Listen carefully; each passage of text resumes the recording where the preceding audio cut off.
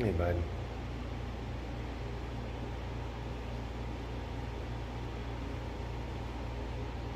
Today's the day. Dr. Bill's gonna be here in about an hour, within the next hour. And he's going to help to escort Mr. Arch to the next place.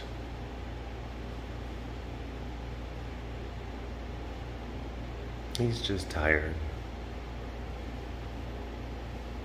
And food doesn't taste so good. Hard to keep watered down. Losing weight.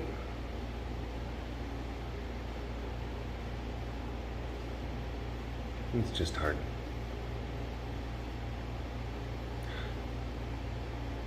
He was outside last night over by the bucket over there.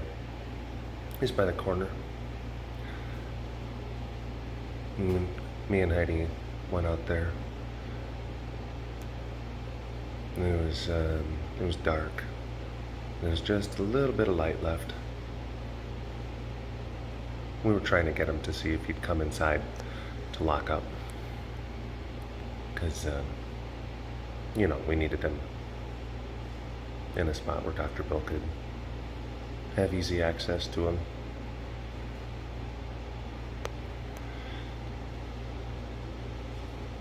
So we were just trying to talk to him and see if he'd get up. Well, he didn't last night. Luckily, Destiny was able to find him in here this morning, shut the gate. But last night, and it was the first time that I got back this week, and Heidi and I come up, and I talked to him, and his eyes were bright, and I snuffled, and he snuffled back, and that was a good thing. I may have had treats at the time. I don't know.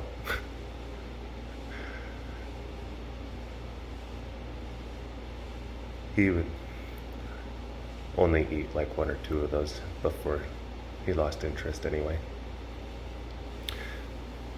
So he said hello to me. But when it came to Heidi, and I'd gone down to the barn to try to find this different things, piece of rope, tie it to like a plastic, bucket thing and drag it around, see if he'd be interested in that. He looked at it. But when I was over there getting the stuff, I come back. Archie had been standing up.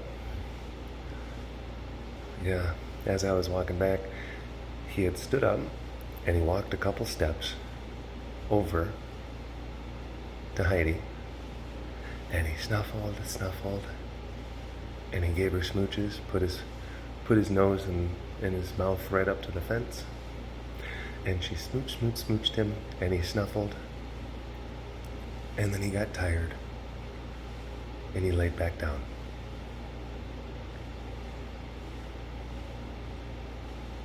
It was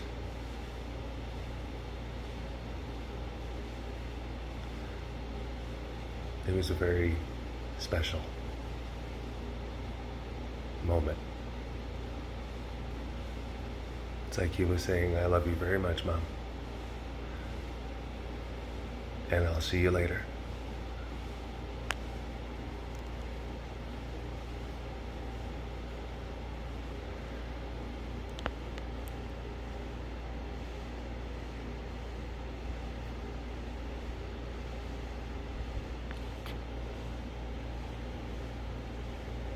Even though his body is not feeling good. I'm very thankful that he has this place to feel comfortable in, or as comfortable as he can.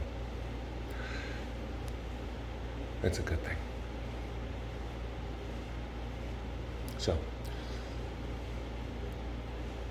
we all love you very, very much, Archie.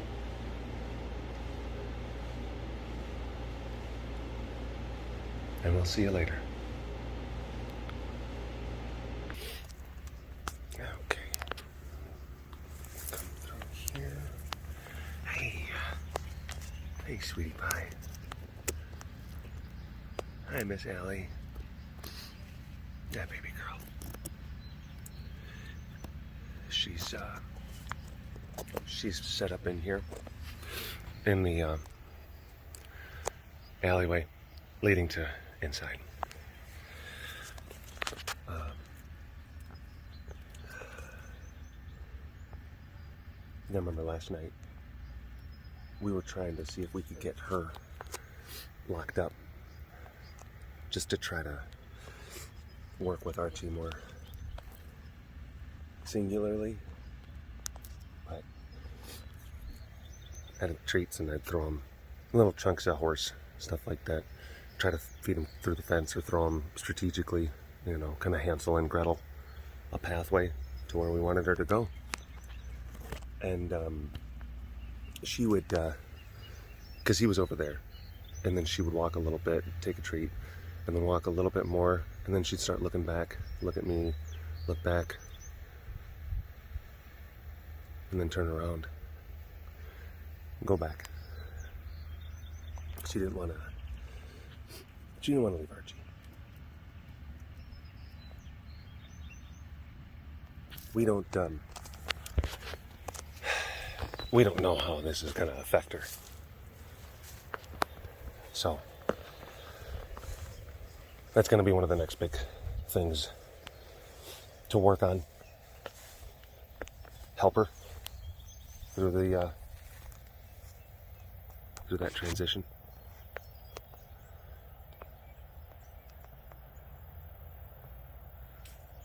But there's,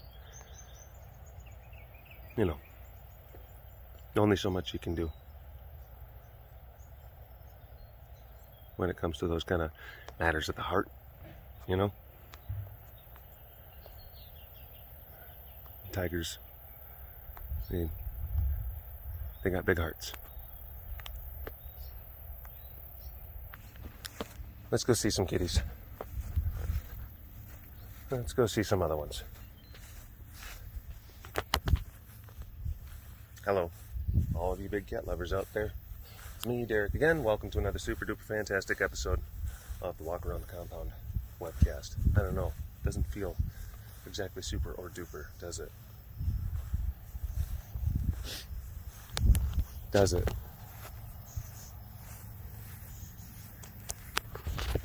So, let's find things that are super and duper, because even when there's a lot of sadness, or when there's sad things happening, doesn't mean that super and duper things are not happening, or that they're incapable of happening. So let's see if we can find some of those things, okay?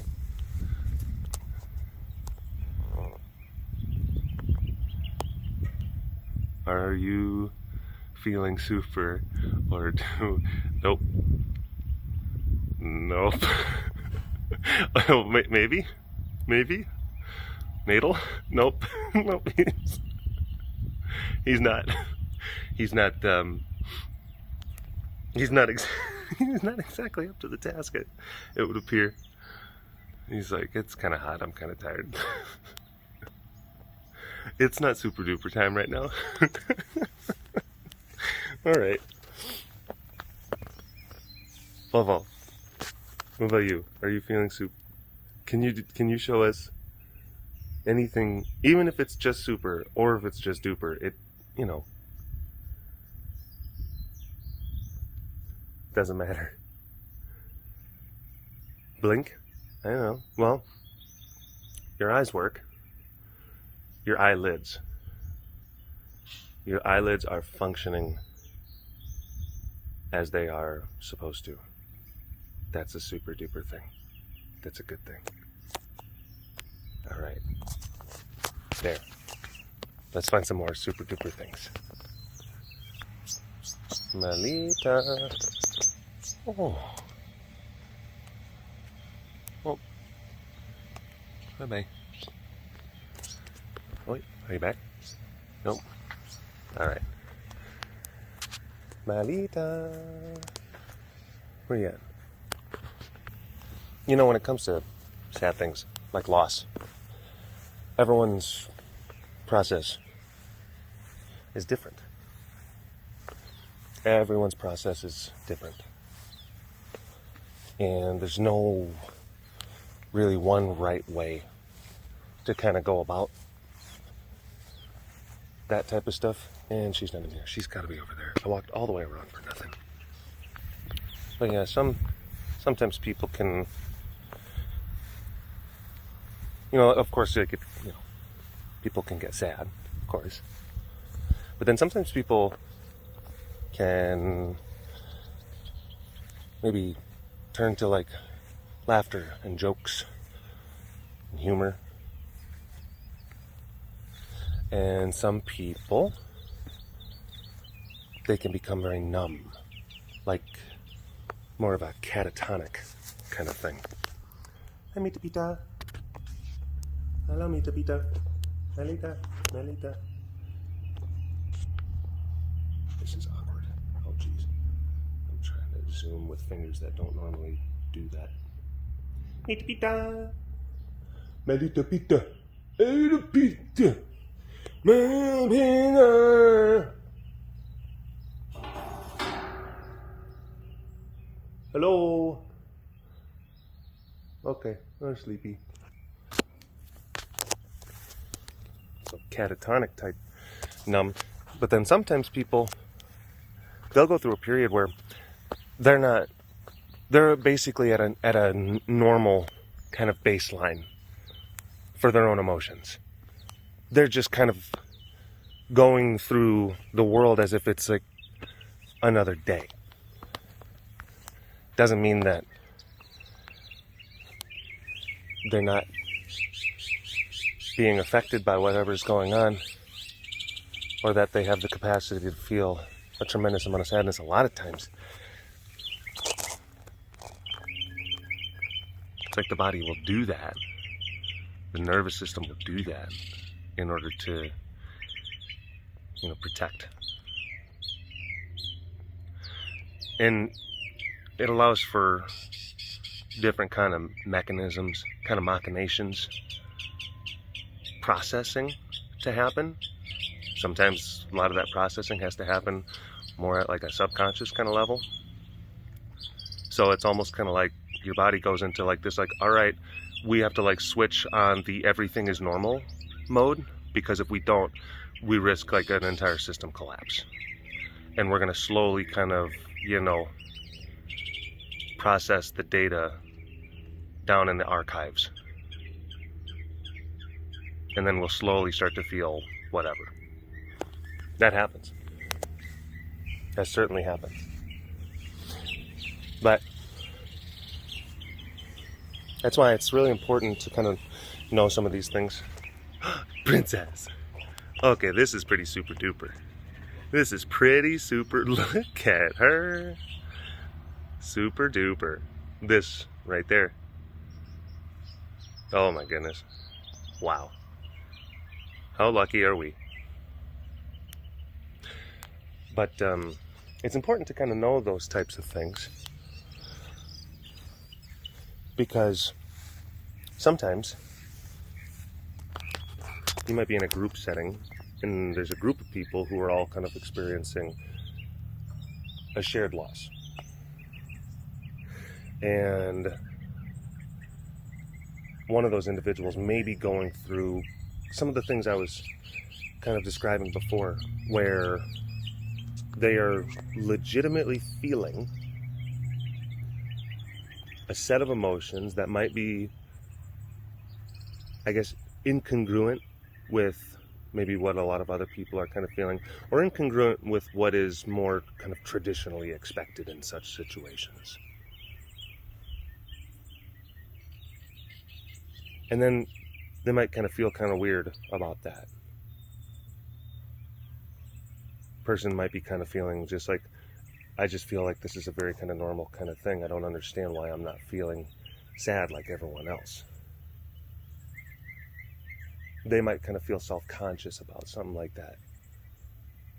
And then this is another thing. You got to be very, very, conscious of this too. Especially if you're like another member of a group and you're kind of going through more of the traditional motions. You're feeling the sadness.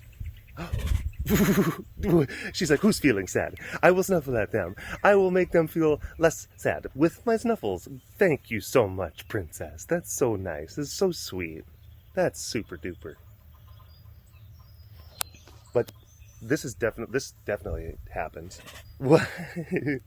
Where you have like people who are feeling more of that traditional kind of sense of sadness, and then they actually get upset. They get mad at the other people who are feeling, quote, normal. But you have to understand is that the people that are feeling normal, it's like, that could also be, again, a protective mechanism because they can't handle. Because it's like their body knows, like, we need to kind of drip feed, we need to slow drip this realization. All right. That is super duper. That is super duper right there. That's, can't get much more super duper than that. I've heard that, different things, friends or family, they'll go to someone who's like not feeling the correct emotions, and they'll be like, what's wrong with you? What, you didn't care? And that couldn't be further from the truth in so many instances. So that's why knowing these types of things helps for all people involved. Really understanding those types of processes. And then if you're in a situation where you are maybe in an environment where it's like, oh, something is very sad that's happening. It's like I should be feeling sad, but I don't. But that right there, hi Munch. Hi Munch. Your snuffles are super duper. Your snuffles are very super duper.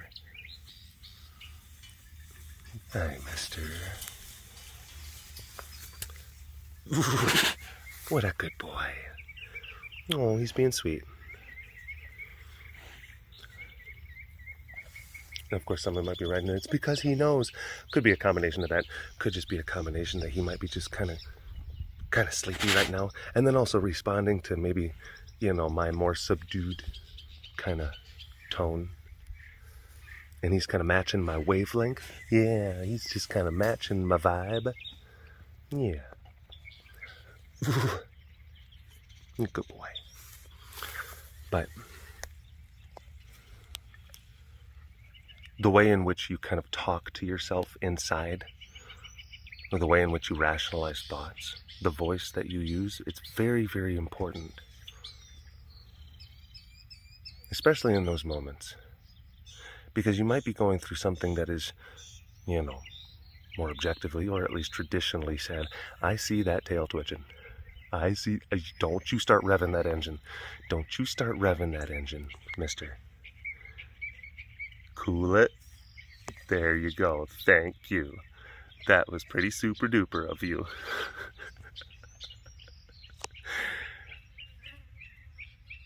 But if you find yourself into that situation where it's like, I lost something that's very precious to me, but I'm kind of feeling normal right now, I should be feeling something. That's a big thing.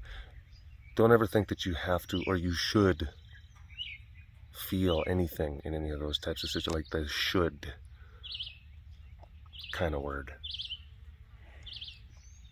You have to treat emotions in the way that they are designed, which your body knows which emotions to just turn on at the right moments. That's what they're kind of there for. You have to trust in your body. You have to trust what your body decides. And really kind of understand and accept and adopt this notion that what I'm feeling right now is what I am supposed to be feeling. And then I will be able to feel the things. That's pretty super duper. That's pretty super duper.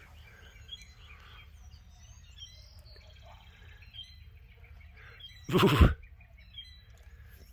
And then I'm not going to, another kind of key thing is like, I'm not going to feel weird, or I'm not going to try to convince myself that I should be feeling anything else than what I'm currently feeling right now. Because what I'm feeling right now is what I'm supposed to be feeling. And then also like kind of applying that to anyone externally who might be kind of making you feel strange about whatever kind of reactions you might be having. And then also understanding that they might not understand all of these things. And just to not get mad at them even. Not let their words affect you, even though it's hard. Easier said than done, I know. But I guess giving even the people who are pointing a finger, I guess, forgiveness, dare I say, a sense of kind of grace, you know? And understanding that they're going through a process too. Ross is snoozing in there. And I think also another important kind of thing to talk about, or thing to kind of say, is that like the phenomenons I'm talking about, they're... Thank you for being super duper, Jerome. Things I'm kind of talking about are more like the natural reactions. And sadness, humor, numbness, a sense of normalcy, a strange sense of normalcy when things are not normal. If those things naturally occur, then you have to just kind of let them occur. You have to let the spectrum of emotions happen as they happen. Just let them pass like water in a stream. Now, what I'm not referring to is like an intentional trying to force a sense of normalcy, or force certain kinds of things. You don't want to do that. Again, it's like your body knows what it's doing. It really does. So when it's time to feel one thing, you got to let yourself feel it. When it's time to feel another thing, got to let yourself feel it. Just let it happen. That's how you process stuff.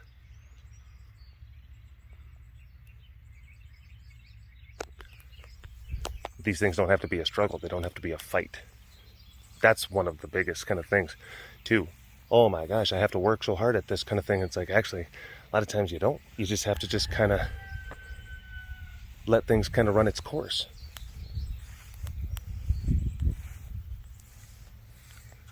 Surrender, so to speak, to, you know, the ebb and flow of your natural feeling.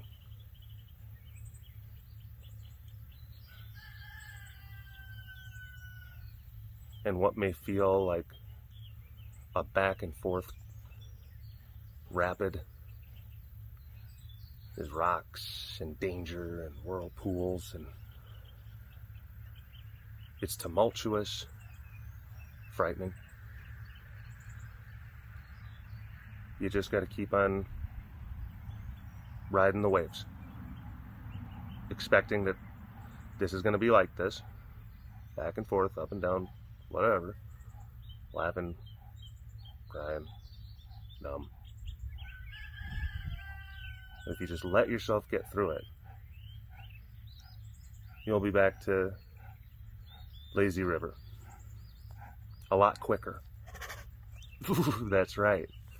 That's right. Yep. People that try to play the suppression game, basically what you're doing is you're delaying, you're extending the time that you're actually in those kind of up and down rapids. It's like you'll stay stuck in that tumultuousness if you try to control whatever it is that you're feeling. And if you just let it feel, if you let your body do what it knows how to do, lazy river will happen sooner. It'll happen sooner.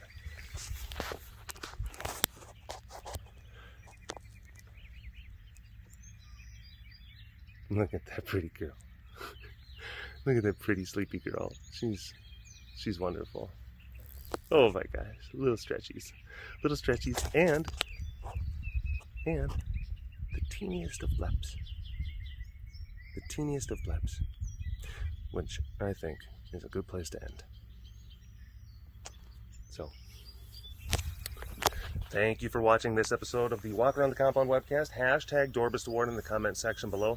Like and subscribe for all of your big cat goodness. And if you want to learn more about the facility around me, you can always visit the website carerescuetexas.com for more information.